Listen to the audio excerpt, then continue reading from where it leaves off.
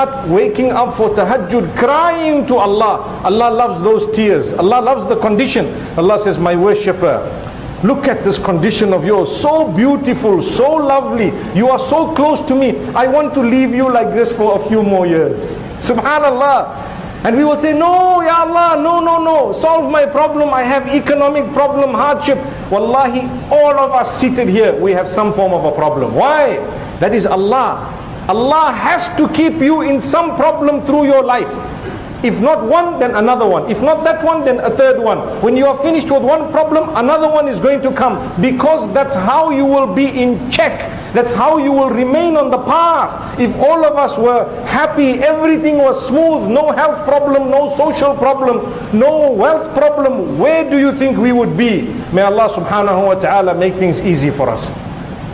This is why Allah says, I have created death and life in order to test you who has better deeds. I will put you in a situation and I want to see from amongst you who does the best. So we are in competition, but the competition is not exactly with one another in every aspect of existence, but rather the situation that Allah has put you in. For example, a rich man is not in direct competition with a poor man in that aspect of wealth, but he is in competition regarding the situation Allah put him in. Allah made you wealthy, what will you do? Allah made you poor, what will you do? That's what it is. Then you pass or fail according to your questions, and the questions we are asked are all different questions. The situations we are put into, every one of us, we have a different situation, even though it may seem similar in some ways. So my beloved brothers and sisters, like I was saying, this technology that we have, ask yourself, I use it every day to communicate with who? With the rest of creation. It's okay. It's halal, it's permissible. My wife, my family, my business partners, my friends, my acquaintances, no harm, no problem. I use this to communicate with creation. Brothers and sisters, you will succeed when you use it also to communicate with the Creator Himself. Remember that. Remember that. And the reason why I've chosen to talk about this technological advancement and this piece of apparatus is because, my brothers and sisters, all of us, almost 99 to 100%, we have these devices. The world has changed drastically in the last 10 to 15 years. Before that, perhaps people might say, no, I didn't have, and so on. Maybe some of the elderly people, or some who are really disciplined, or some who cannot afford, but it's become very low in terms of cost. They may not have it. Everyone else has it.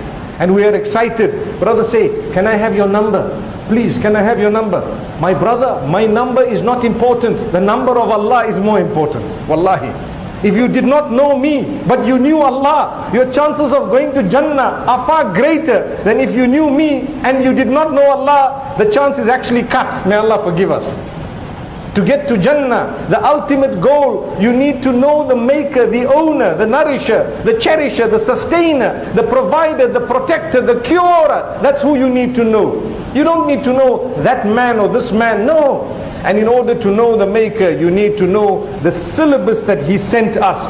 He sent it with the best of creation, the most noble of all prophets, sallallahu alayhi wasallam. We will honor him, we will respect him, we will consider him the best of creation, the most noble of all messengers. May Allah subhanahu wa ta'ala help us to study his life and to put whatever he has taught into practice, and to understand what he has told us is prohibited is actually prohibited, and what he has told us is a requirement will be a requirement. Make it your business to follow the sunnah of Muhammad sallallahu alayhi wasallam as best as possible. My brothers and sisters, Allah loves you. I tell you how I know this. Today you are in the house of whom? My house? No. Your house? No. The house of some wealthy man? No. You are in the house of Allah subhanahu wa ta'ala. A beautiful place in the center of Hong Kong, subhanallah. This lovely place known as Kowloon, subhanallah. And we are in the house of Allah. We could have been anywhere else. Am I right? We could have been anywhere else. It is a sign of the love of Allah to bring you here. to put it in your heart, let me go. Subhanallah. So don't be mistaken. Don't let people tell you Allah does not love you. No, He loves you. Allah loves you. Allah has given you chance upon chance upon chance. Allah puts it in your heart, let me go to the masjid. And when we come to the masjid, why do we come? Why are you here? I can tell you why you are here. To worship Allah primarily, right? Number two, to listen to a good message that will motivate you and I to be better people. That's it. So if you come into the masjid and you hear a talk where the man who is speaking is demoralizing you, or he is spreading hate, or he is spreading filth and disunity and dislike, that's not what you came here for, right? You did not come here for that. You came here to listen to a message that can purify you, make you a better person, make you think when you walk out, hey, I heard a good message, I must change my life. Because there are few categories of people. One of them is, they say, I heard a good message. What was it? It was a good message. But what did he say? It was a powerful message.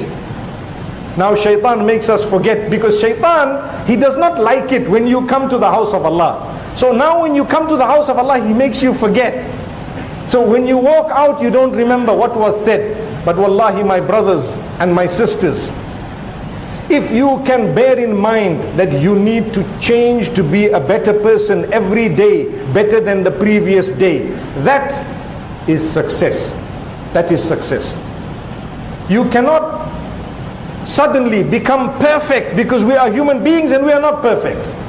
But we will try our best every day, improve one thing, two things. Every day we become closer to Allah. Don't go back. Don't go back. If you want to taste the sweetness of Iman, one of the conditions of tasting the sweetness of Iman is that you don't like to go back to the day of ignorance that you were in after Allah has guided you.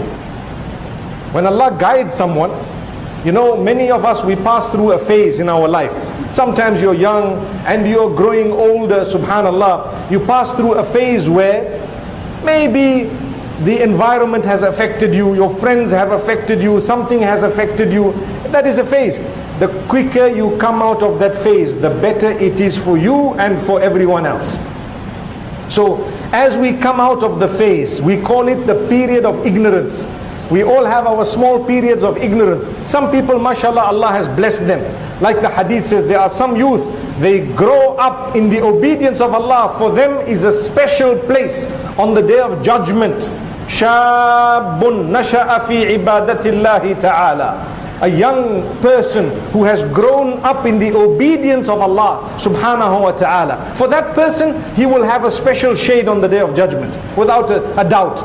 May Allah subhanahu wa ta'ala help us all, and may He guide the youth from amongst us so that we can grow up in His obedience. But for those who might have dilly-dallied, swayed this way, that way, don't worry. For as long as you are breathing, you are alive, you are in the house of Allah subhanahu wa ta'ala. Wallahi, my brothers, my sisters, there is hope for everyone. Your day today must be better than yesterday, and tomorrow must be better than today. Remember this, because that is success, and that is exactly how we will be able to progress, get closer to Allah Rabbul Izzati wal Jalal. Remember, my brothers and sisters, the fact that Allah subhanahu wa ta'ala has brought you in this house already determines that there is a link between you and Allah. There is a relationship. What you have to do, make that relationship strong. Don't just be here for Salatul Jum'ah. Allah loves it when you come to His house often. Not like me and you. Nowadays, if you get visitors every day, your wife will say, what's going on here? Can't you tell them to go to a restaurant? Right? We have become less hospitable than our fathers and our forefathers. They used to be so happy when there were visitors in the home. Every day people would come from all over, subhanallah. They would welcome them no matter what. There was a lot of barakah. But today, let's be honest, people, they are not as happy when visitors step beyond their welcome, right? So someone comes to your door, they knock the door without phoning you.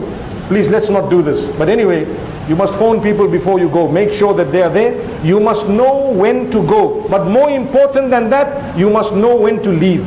I was given a certain time, but I tell you, I will stop before the time. Why? I rather you go back saying it was very short. It's better for me that you go back saying it was very short than for you to go back and say, you know what, today the guy was late. Whatever I said, you forgot it because I took 2 minutes long. That's the reason. So we need to be intelligent. When you go to someone's house, you visit, and before you sit for too long, you leave so that next time they say, please come back. They know that you are a good guest, you know when to go, you see. I remember when I was young, I went with my mother to one person's house. As a joke, on the door they had a sticker.